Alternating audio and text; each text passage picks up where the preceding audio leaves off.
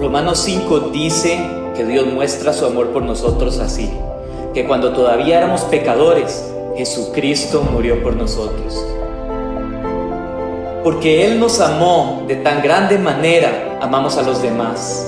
Esa es su iglesia, donde somos edificados y consolados, incorporados y restaurados, discipulados y enviados. Y aquí es donde inicia, porque en todo lugar donde vayamos, toda persona debe conocer las buenas nuevas. Por eso predicamos en todo tiempo, agradecidos con su fidelidad. Le buscamos porque lo necesitamos, en comunión con su palabra en obediencia, mostrando ese amor que recibimos. Ahora, enviamos por los perdidos. Esta es la vida eterna, que te conozcan a ti, el único Dios verdadero.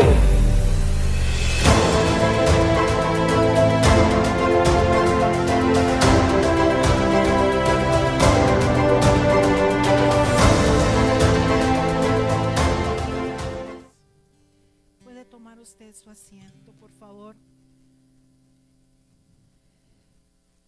Quiero compartirles a ustedes hoy, hermanos, que me ha tocado a mí abrir una nueva serie, una serie que Dios ha puesto en el corazón del pastor de la casa, él que conoce mejor a sus ovejas, a cada una, ha puesto en el altar del Señor cuál es la necesidad más sentida del pueblo, y Dios le ha guiado a predicar una serie. Las próximas semanas usted los va a escuchar acerca de cómo enfrentamos nosotros los cristianos nuestras crisis, los desiertos de la vida, cómo enfrentamos la depresión, el cansancio, el agotamiento, cómo enfrentamos la ansiedad, en fin, el temor. Y usted durante las próximas semanas va a ser ministrado por el Señor. Quizás usted me pueda decir hoy: yo no estoy en depresión. Hoy vamos a hablar específicamente acerca de la depresión. Yo no estoy en depresión. Yo le ruego a usted que ponga atención y usted se deje ministrar por el Espíritu Santo de Dios, porque quizás este no es el momento de una depresión, o quizás solamente usted tiene un familiar, un amigo que está en depresión, y usted puede ser ese embajador de amor del Señor para él o para ella. Pero tengo que decirte algo más, y es que los desiertos, como la depresión, hermano, va a tocar a nuestra vida en algún momento. Quizás no tan profunda, quizás sea una depresión más leve que salga en menos tiempo, pero todos pasamos por los desiertos. No le tenga temor al desierto, mis hermanos. A veces los desiertos son puestos por Dios para producir un crecimiento en nuestra vida.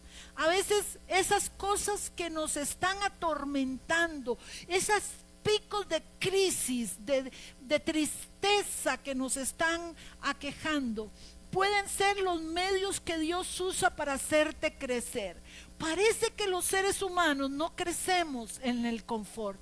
Necesitamos picos, necesitamos crisis para podernos sacudir y poder entender la voluntad de Dios para nuestras vidas. Yo quisiera que en esta mañana usted ponga toda su atención y deje que el Espíritu Santo de Dios en esta mañana traiga su silbo apacible, su silbo de amor, su murmullo de amor, para que Dios en esta mañana sane en usted cualquier cosa equivocada la que usted está pensando. Hay depresiones que salen por pecado. Yo no quiero ignorar, hermanos, no quiero ignorar que hay gente que tiene una condición propia, orgánica. Su cerebro, su funcionamiento cerebral necesita de algún tipo de ayuda extra médica, medicinal, en fin, pero aún en esas personas que tienen que estar tomando algún medicamento para ser compensados, hermanos, necesitan de la palabra de Dios. Nadie puede prescindir de la palabra de Dios. Los medicamentos no te pueden sanar el espíritu, el alma. Entonces, aunque tengamos que entender que hay personas que ciertamente están pasando por crisis que son necesariamente vistas por la psiquiatría como una enfermedad, aún así la palabra de Dios es medicina a nuestro cuerpo. Amén. Yo quisiera en esta mañana también, hermanos, hacerte una pregunta. Y la pregunta para nosotros en esta mañana es: ¿puede un cristiano, escúcheme esto, no se me distraiga, puede un cristiano lleno del Espíritu Santo, una persona de fe, una persona que camina conforme la voluntad de Dios, experimentar una depresión? La respuesta es sí. Oiga esto, la respuesta es sí. Y la Biblia nos deja ver en múltiples personajes, grandes hombres y mujeres de Dios que experimentaron depresión, tristezas profundas. Y esas personas Dios no les oculta sus debilidades, porque están puestas ahí en la palabra de Dios para que tú y yo experimentemos un aprendizaje, un ejemplo de cómo ellos salieron también de la depresión. Por ejemplo, vamos a ver la vida de Ana, la mamá de Samuel. No comía, lloraba todo el día, su vida estaba afligida, hasta que llegó a la presencia de Dios en el altar del Señor a dejar todo su dolor, hasta que dejó ahí todo, pero así completamente toda su ansiedad. Había un punto muy débil en la vida de ella y su rival detonaba ese punto débil, no podía tener hijos.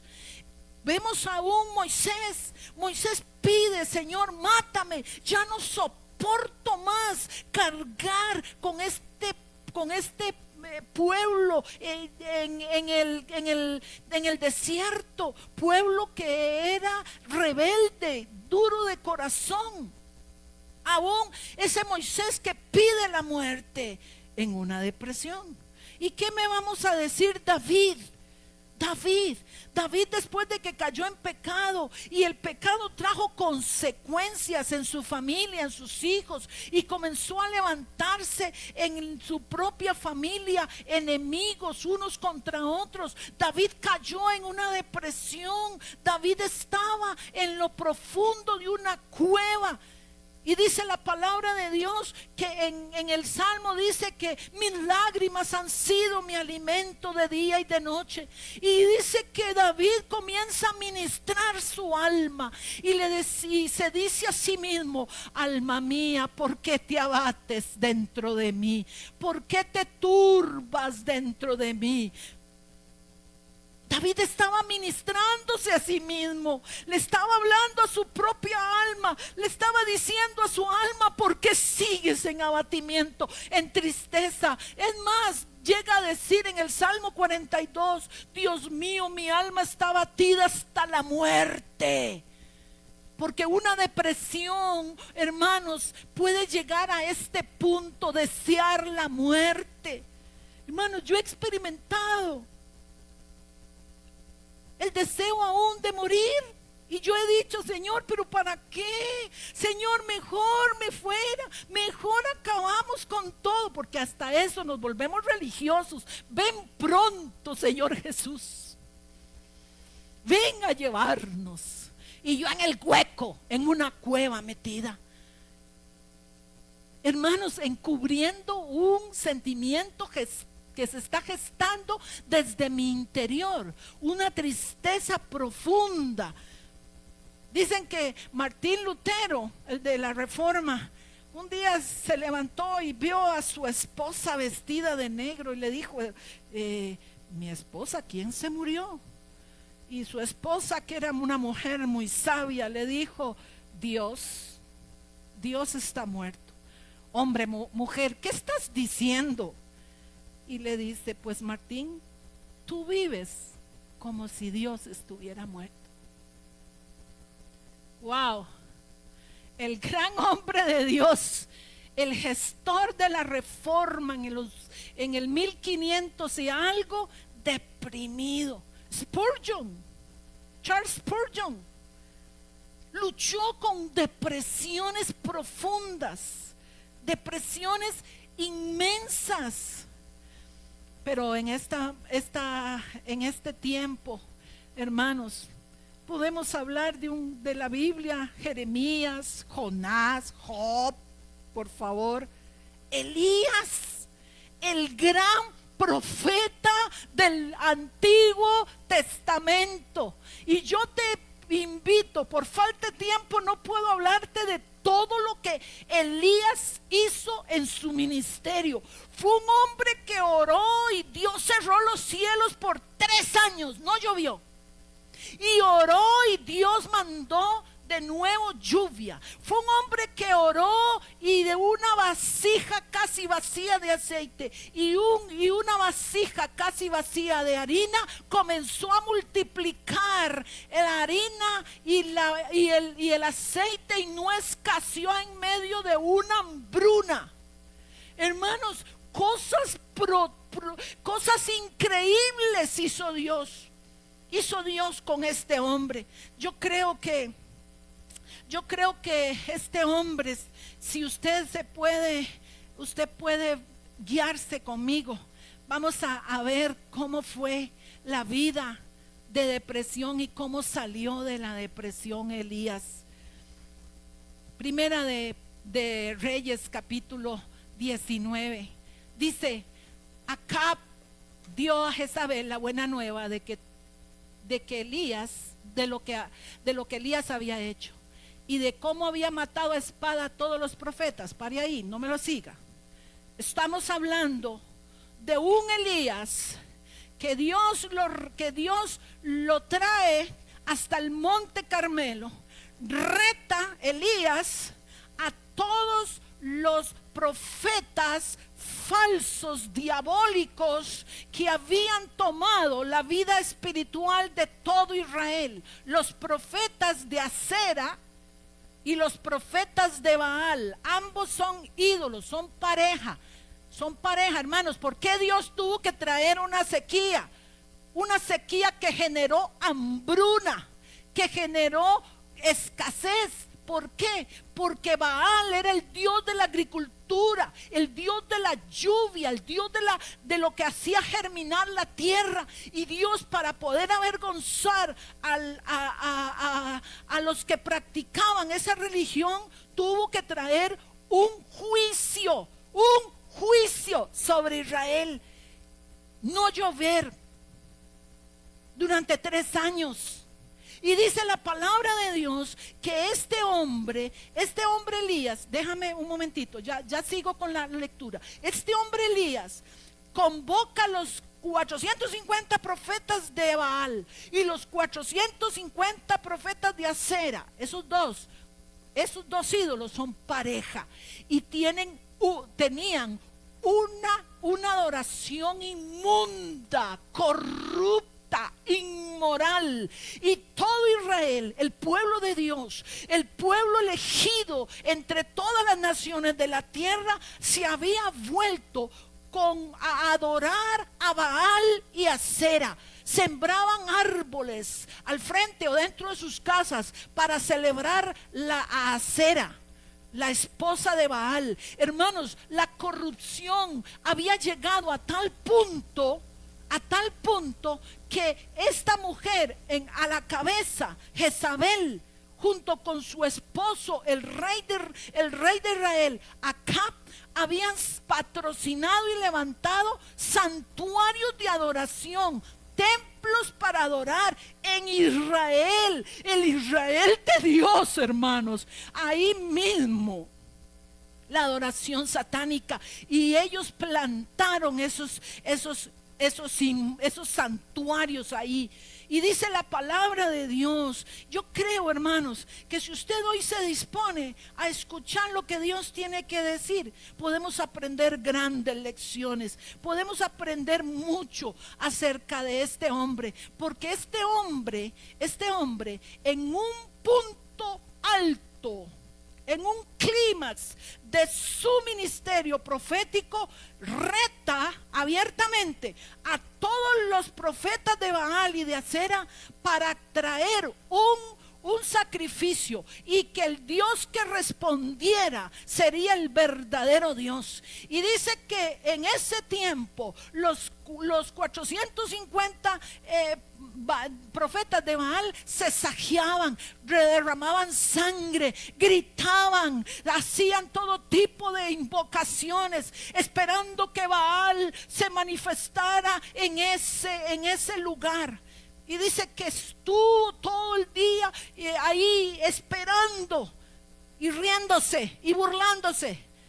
Elías, porque cuando le tocó el turno a Elías, dice la palabra de Dios, que Dios vino, descendió del cielo con un fuego, lamió todo el sacrificio, las piedras, el agua, chupó todo el agua que habían derramado, y Dios tuvo una gran victoria, y el pueblo de Dios supo que el verdadero y único Dios era Jehová de los ejércitos. Pero ¿sabes qué? Hoy te tengo que decir, hermanos, gloria a Dios por esos aplausos, pero yo le voy a decir algo más, hermanos, le voy a decir algo más, y esto se lo voy a decir con el corazón, de verdad, con mi corazón, hermanos. Y si los acabo de decir, perdóneme que se lo vuelva a repetir. Después de una gran victoria puede venir una gran depresión.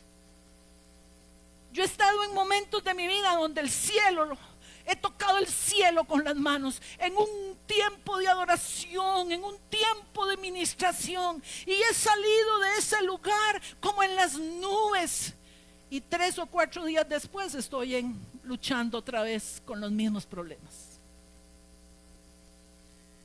¿Aló? ¿O solo a mí me pasa? Porque Dios sabe que nosotros somos carne. Dios entiende que somos débiles. Dios entiende nuestras luchas. Dice que yo no puedo leer todo lo que de Elías se habla, pero desde el capítulo 17, no lo vamos a buscar, aparece este hombre profetizando a un Israel que ha abandonado sus raíces, que ha abandonado a su Dios, se ha entregado por completo a la idolatría. Adoraban dioses y adoraban cosas inmorales, hermanos, y a la cabeza de esa adoración estaban ese par, ese rey, esa reina. Yo le voy a decir algo, oiga esto, voy a volver a leer. Acab dio a Jezabel la nueva de todo lo que Elías había hecho. ¿Qué había hecho? Había matado, degollado a todos los falsos profetas. Y dice que llegó Acab a contarle la buena nueva a Jezabel de lo que Elías había hecho y de cómo los había matado con espada. Y dice en el versículo 2, se los voy a leer. Entonces envió Jezabel a Elías un mensajero diciendo: así me hagan los dioses y aún me añadan, si mañana a estas horas yo no he puesto tu persona como la de uno de ellos. Y viendo pues el peligro, se levantó y se fue. Elías se fue para salvar su vida. Hágame el favor. El hombre que había derrotado, matado, pasado a la espada a más de 450 profetas de cada dios falso. El hombre que había hecho que Dios bajara fuego del cielo. El hombre que de un momento a otro, el detonante de su depresión y de su estado fue las palabras de esta mujer. Este hombre no buscó a Dios. Dice que este hombre en el versículo 3, viendo pues el peligro, se levantó y se fue para salvar su vida. Y vino a Berseba, que está en Judá, y dejó allí su criado. No crea usted que ese dato que dejó ahí su criado sobra, hermanos, porque en la Biblia no hay una sola palabra que sobre. Toda la palabra de Dios es útil. Lo primero que usted puede ver en la vida de este hombre, en la vida de lo que sufrió este hombre, o de lo que experimentó este hombre, es que la primera cosa que él hace cuando ya oye que está amenazada su vida, corre a esconderse, corre. Y dice, y él se fue por el desierto un día de camino y viene de un gran triunfo, viene de una gran victoria, viene de degollar a lo falso y descubrir lo que no es verdadero, y deseando morirse, hermanos, deseando morirse, dijo: basta ya, oh Jehová, quítame la vida, pues no soy yo mejor que mis padres. Basta ya, Señor. Este hombre estaba exhibiendo muchas de las características propias de un estado de depresión profunda. Este hombre sale huyendo, lleno de miedo. En su corazón quizás estaba pensando que su misión profética había fracasado. Pero usted puede ver a través de la lectura de este capítulo esos rasgos de depresión, esos rasgos que Dios no oculta de sus hijos, que Dios no esconde de sus héroes. Dios no le tapa a nadie como es. Dice que Elías se llenó de temor, se quedó solo. ¿Recuerdan? Dejó a su empleado atrás, se aisló. Ojo, ¿cuántos han dejado de venir a congregarse? ¿Cuántos se han aislado de la iglesia? Porque están sintiendo que no son dignos, porque están sintiendo una carga pesada en su corazón, porque piensan que Dios los ha dejado, los ha abandonado, porque están luchando con crisis que no pueden solos salir adelante. Y lo primero que hacen es que abandonan la iglesia, abandonan la palabra de Dios. Dice que este hombre se quedó solo, estaba fatigado, desgastado, había una pérdida en él de energía. Toda su energía la había invertido en ese acto profético en el Monte Carmelo. Se sentía fracasado, tenía pensamientos de inutilidad. Yo no sé cuántos de aquí nos hemos sentido en algún momento algún rasgo, varios rasgos de la depresión. Dice que la depresión, hermanos, yo no soy psicóloga ni nada por el estilo, pero estamos viendo la depresión desde el punto de vista de la palabra de Dios. Y la palabra de Dios tiene mucho que enseñarnos acerca de ellos. Y dice que esta depresión de Elías le llegó al punto de desear morirse, de tener una desesperanza. Pero ¿sabe qué, hermanos? Dios nos ha dado a nosotros una instrucción que usted y yo no podemos ignorar. Si nosotros ignoramos esta instrucción, nosotros podemos ser víctimas no solamente de angustia, de depresión y otras cosas. La palabra de Dios en Proverbios dice: guarda tu corazón. ¿Y qué más? Guarda tu corazón sobre toda cosa guardada.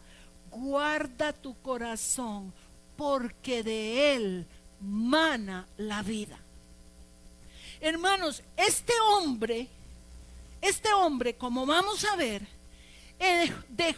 permitió en el transcurso de su tiempo, durante este momento clave en su vida ministerial, que algo lo ministrara. Repito, Jezabel fue el detonante, Pero Elías ya tenía un problema adentro con el cual no había podido lidiar. Un pensamiento. Elías se dejó ministrar del temor, de una mentira, que yo no dudo que Satanás esté detrás de eso. Pero hermanos, ¿cuántos de nosotros dejamos gestando en nuestro corazón? Es que Dios no me oye. Es que ¿dónde estaba Dios cuando yo lo necesitaba? Es que ¿por qué Dios no me escucha y no se revela con milagros? Es que a mí nadie me quiere. Es que yo estoy solo. Es que estoy luchando con esta crisis y nadie está conmigo. Hermanos, ¿cuántos de nosotros hemos sentido la necesidad hemos sentido ese impacto, esos pensamientos que como intrusos vienen a nuestro corazón? Y si tú y yo no cuidamos el corazón, y si tú y yo le damos rienda suelta, vean lo que podemos caer: en una depresión. El detonante de este hombre, la presión de Elías, las amenazas, y todo porque creyó una mentira.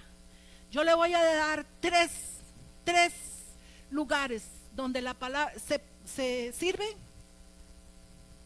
Primera Reyes 18:22 dice, oigan el discurso de Elías, hermanos, pon atención, porque la palabra de Dios se explica a sí misma.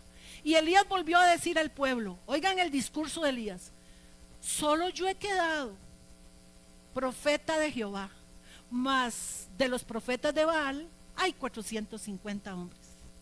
La siguiente, Primera de Reyes, dice, y allí se metió en una cueva donde pasó la noche, y vino a él, óigame, la palabra de Dios, el cual le dijo, ¿qué haces aquí, Elías? Oiga la respuesta de Elías. Y él respondió, he sentido un vivo celo por Jehová Dios de los ejércitos, porque los hijos de Israel han dejado tu pacto, han derribado tus altares y han matado a espada a tus profetas. Y solo yo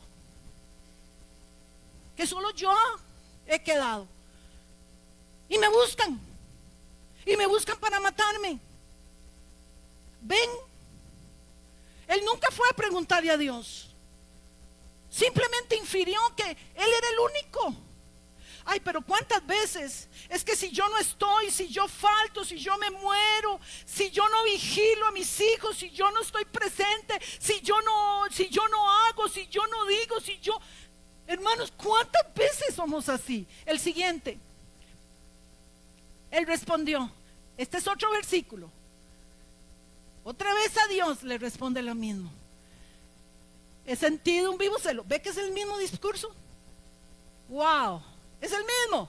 He sentido un vivo celo por Jehová Dios de los ejércitos, porque los hijos de Israel han dejado tu pacto, han derribado sus altares, han matado a espada a tus profetas, y solo yo he quedado, y me buscan para matarme. Hermanos, este hombre dejó que este pensamiento calara tan profundo, hermanos, tan profundo. Se fue, escuchó que Jezabel le había proclamado una sentencia de muerte: si lo encuentro lo mato. Y él huyó, se metió en una cueva y se echó a morir. Pero si se quería morir, ¿por qué no dejó que Jezabel lo matara? Vean lo incongruente. ¿Se da cuenta usted? Si usted no, es que me quiero morir porque solo yo he quedado. Oye, pero entonces, solo yo he quedado y tras de eso estoy pidiéndole a Dios que me mate. No es como incongruente lo que me estoy diciendo, porque una persona que está en tristeza no piensa con efectividad.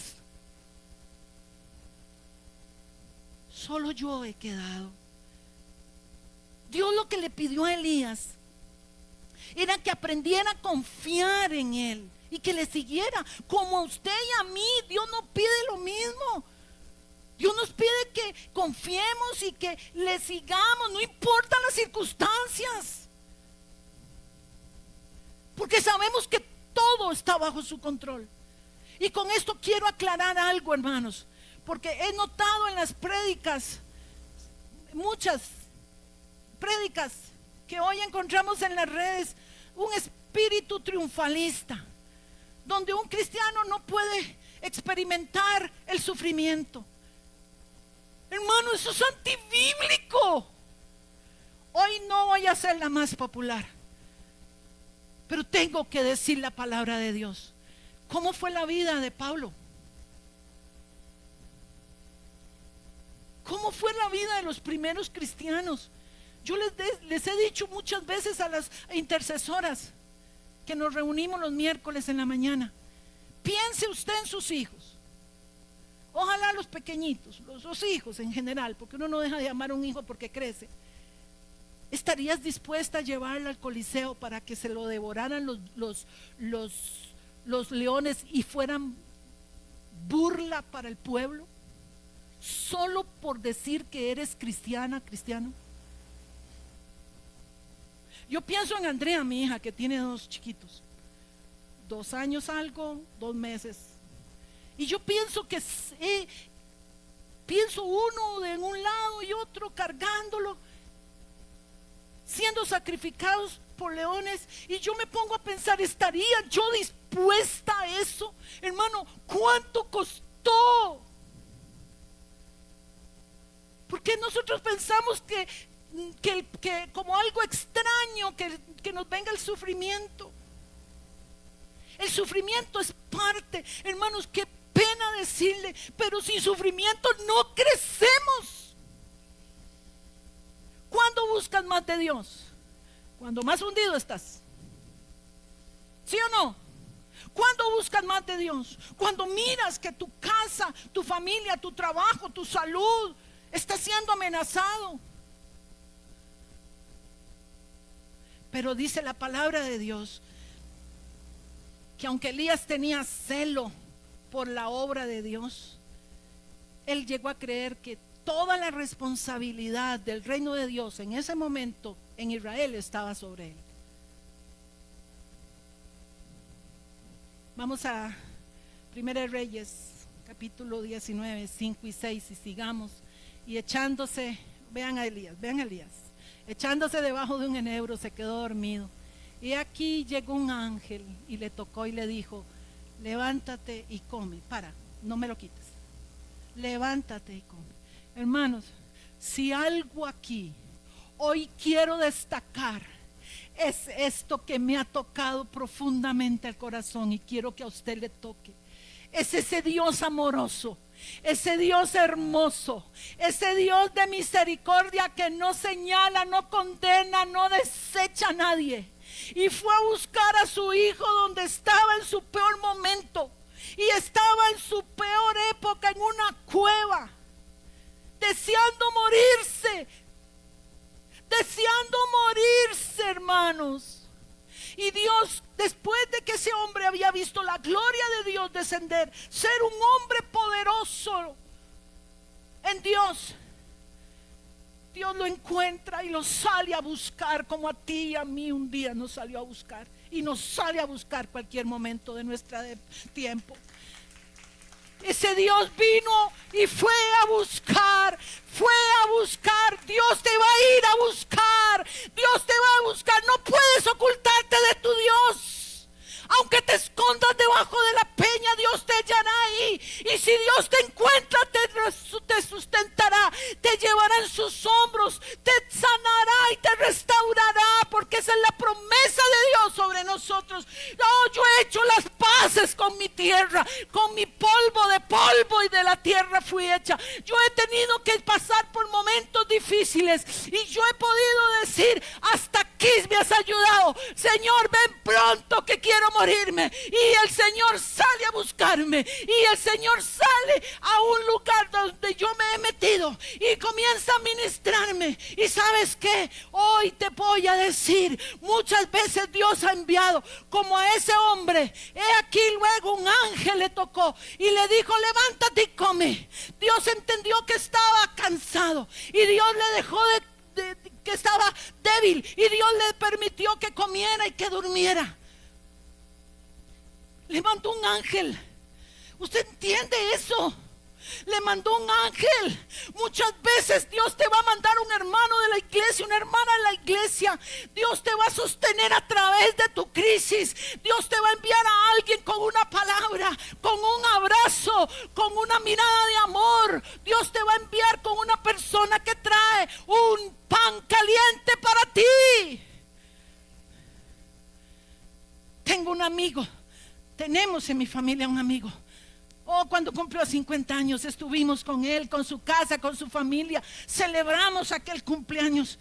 Y aquel hombre se sentó en el carro nuestro atrás, en el espacio de atrás, y comenzó a llorar y llorar.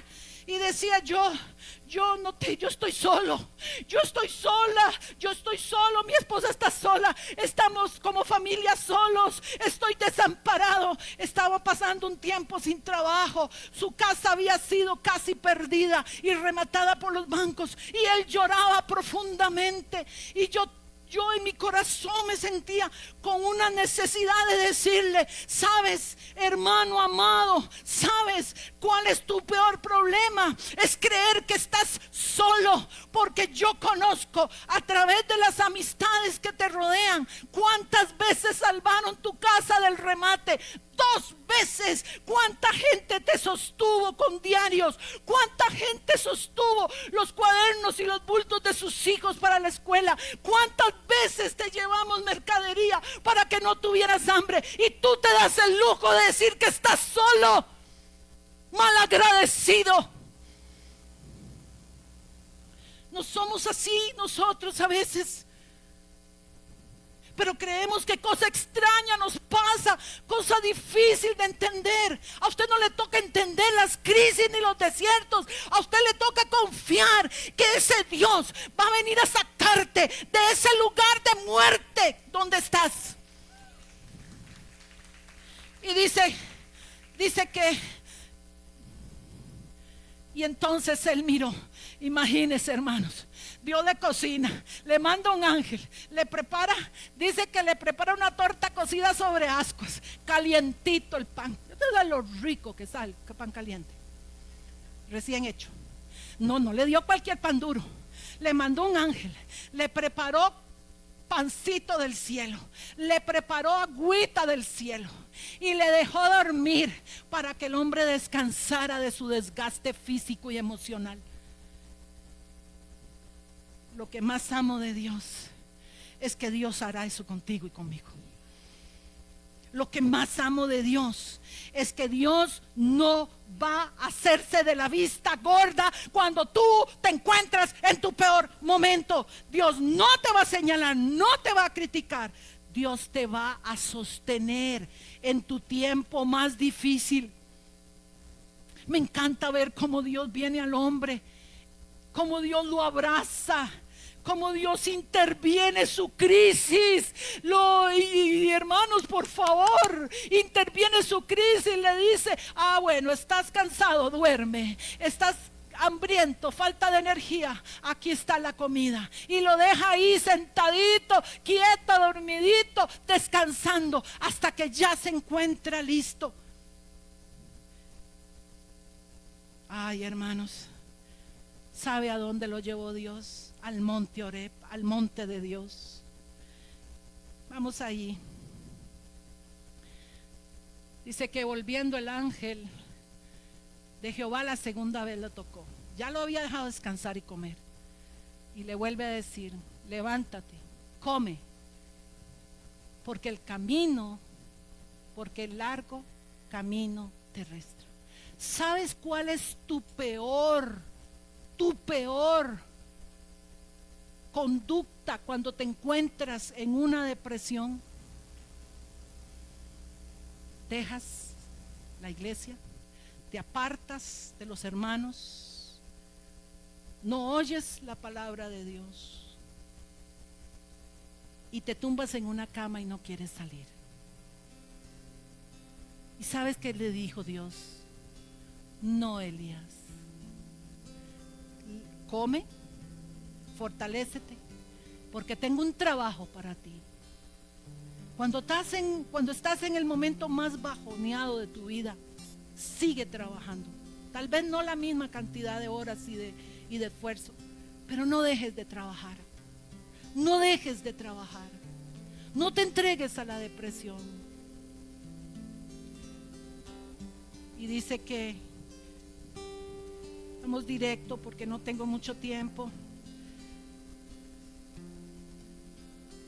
Vamos al versículo en el 11. Y él le dijo, Dios mismo habla con él y le dice: sal fuera, Elías, sal fuera. Sal fuera de esa cueva. Sal fuera, ¿qué haces aquí metido?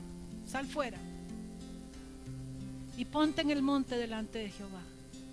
Y aquí Jehová pasaba, y un grande y poderoso viento que rompía los montes y quebraba las peñas delante de Jehová. Pero Jehová no estaba en ese viento. Y tras el viento un terremoto. Pero Jehová no estaba en el terremoto. Y tras el terremoto un fuego. Pero Jehová no estaba en el fuego. Y tras el fuego un silbo apacible y delicado. Y cuando lo oyó Elías, cubrió su rostro con su manto y salió. Y se puso a la puerta de la cueva. Ahora sí salió. Y aquí vino a él una voz diciendo: ¿qué haces aquí, Elías?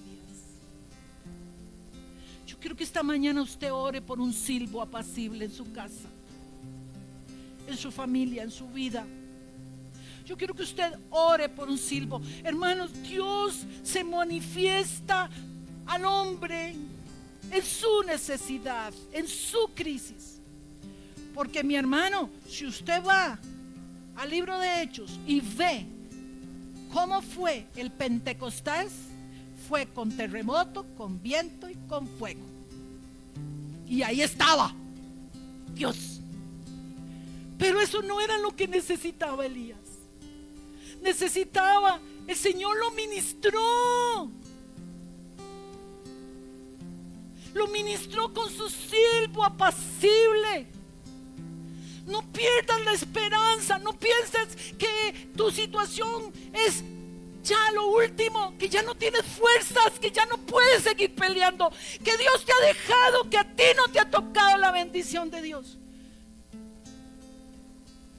No creas en las mentiras que a veces rondan y hacen nido en nuestra cabeza. Dios lo ministró en su necesidad. Un silbo apacible, un silbo apacible. Y aquella voz que le decía: Elías, ¿qué haces aquí? Y hoy esta mañana Dios te pregunta a los que están hoy aquí: ¿qué haces en una depresión? ¿Qué haces en una ideación de muerte? Estoy solo. Otros se meten en depresiones porque se casaron y resultó que el matrimonio no era lo que esperaban. Llegaron con expectativas tan altas y no se les cumplió. Otros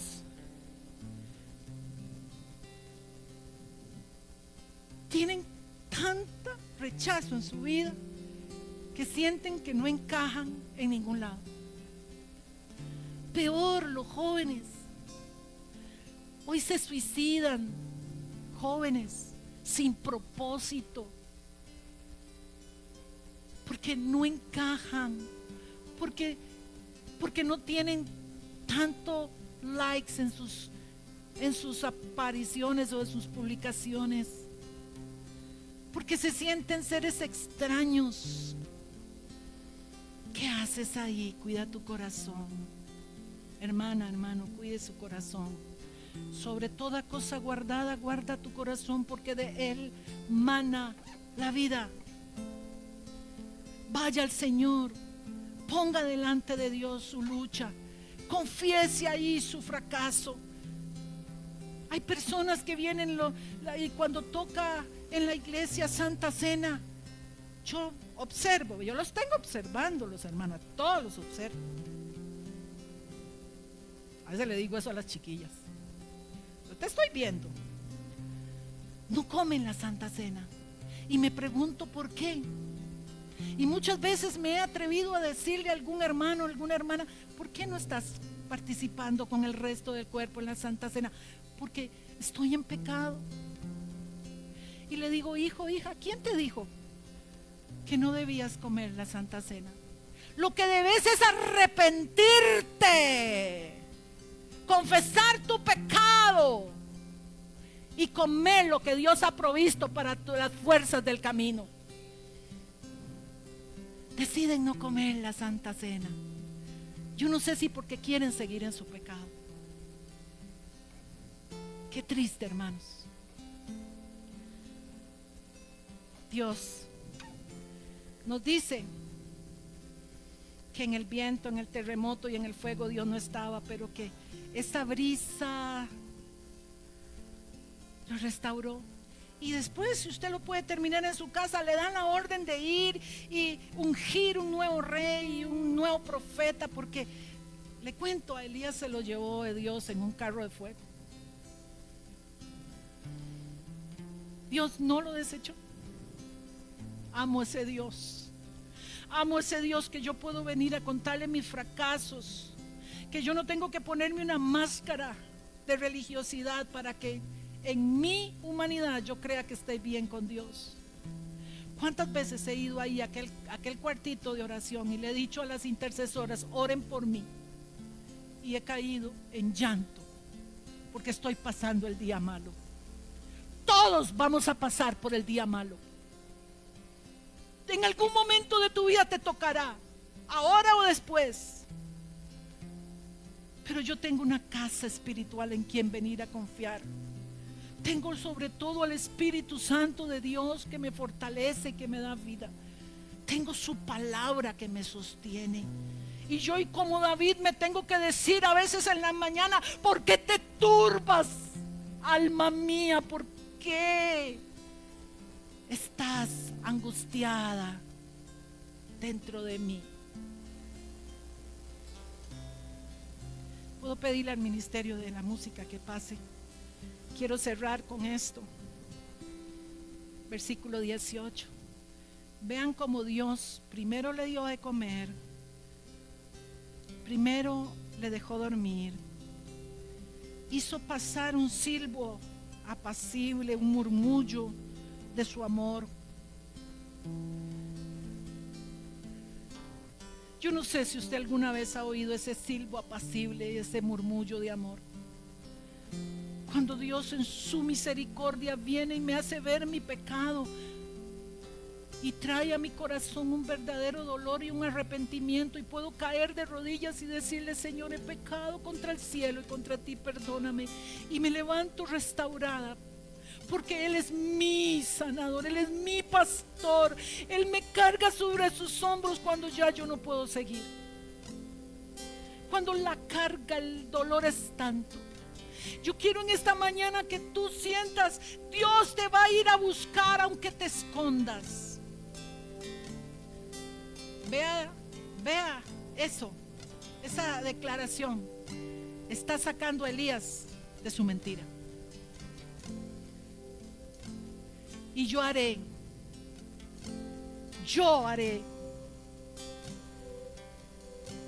que queden en Israel 7,000.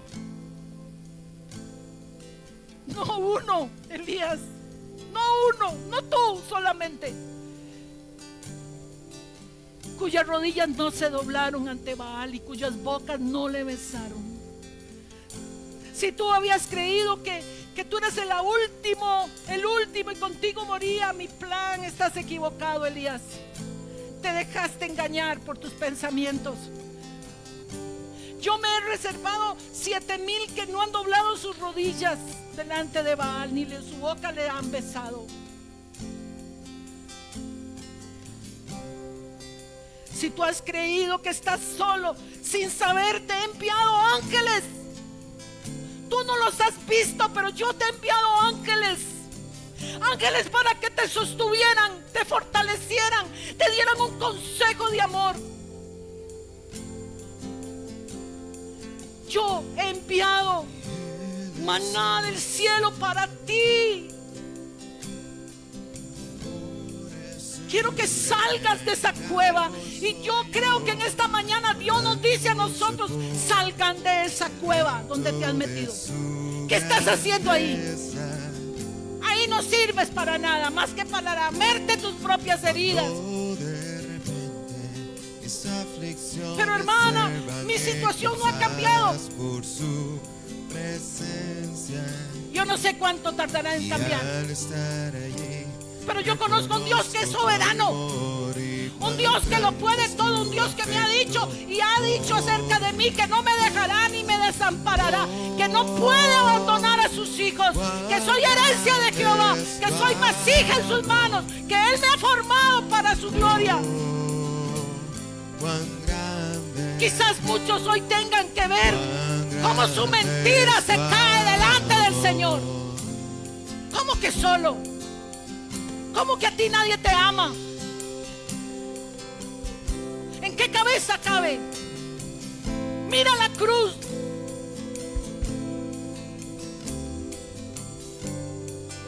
¿Te puedo pedir algo? Lo pedí en el primer culto. Si no quiere, no lo haga. Puedo pedir que las familias se junten. Todos los que son familias se junten. Y si tú vienes hoy sola o solo, quiero que te juntes con otros hermanos. Oh, mujeres con mujeres, hombres con hombres.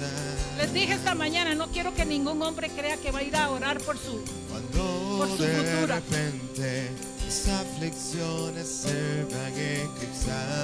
Abrácense como familia. Y al estar allí reconozco tu amor. Varones, rodeen su casa. Dígale a su esposa: aunque yo faltare, aunque yo no esté, mi amor, prométeme que la llama de mi casa y el fuego del Santo Espíritu de Dios nunca se va a apagar. Que te encargarás de que mis hijas y mis hijos adoren al Dios vivo y verdadero. Que sus rodillas no se doblen y sus bocas no besen otra cosa más que al Dios vivo.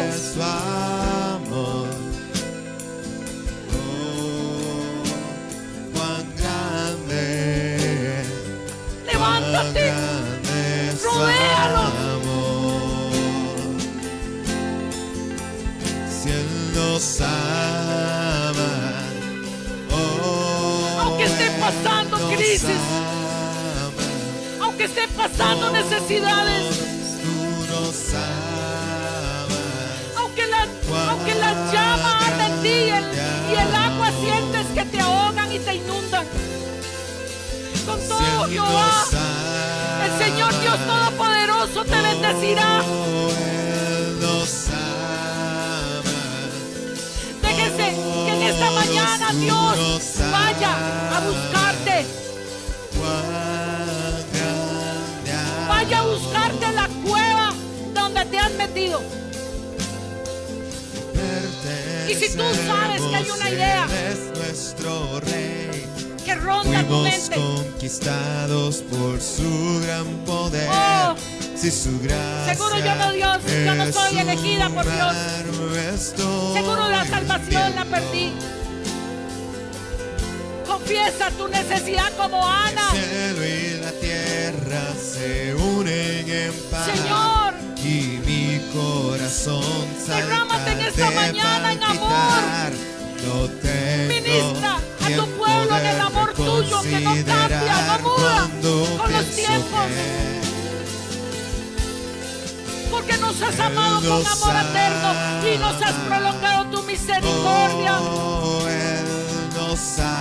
Porque sabes que somos carne, débiles. Dios, tú nos amas. Porque sabes, Señor, que nosotros no si Él nos ama. Abraza a tu familia, abraza a un hermano, una hermana, aunque no la conozcas. Dígale, hermana, cuando te sientas mal, ven y búscame, yo voy a orar por ti.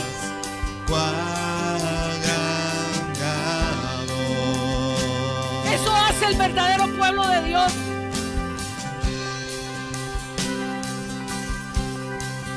Eso hace los verdaderos hijos de Dios comprometidos con su palabra.